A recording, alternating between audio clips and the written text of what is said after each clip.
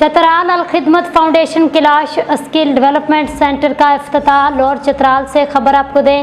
Fast 96 news کے bureau chief Shabbir Ahmed کی رپورٹ کے مطابق صدر الخدمت فاؤنڈیشن خیبر پختونخوا شمالی فضل محمود اور director education Alkhidmat foundation Pakistan Jibran Baloch Wajih Uddin امیر جماعت اسلامی چترال لوئر نے کلاش میں قائم الخدمت اسکل ڈیولپمنٹ سینٹر کا افتتاح کیا۔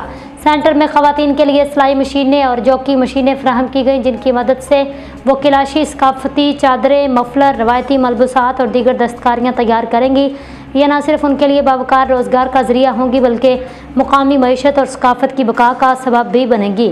عنقریب یہاں کمپیوٹر لیب اور فری لانسنگ اسکل کی تربیت کا آغاز بھی کیا جائے گا تاکہ نوجوان نسل جدید مہارتیں سیکھ کر خود انحصاری کی طرف بڑھ سکے۔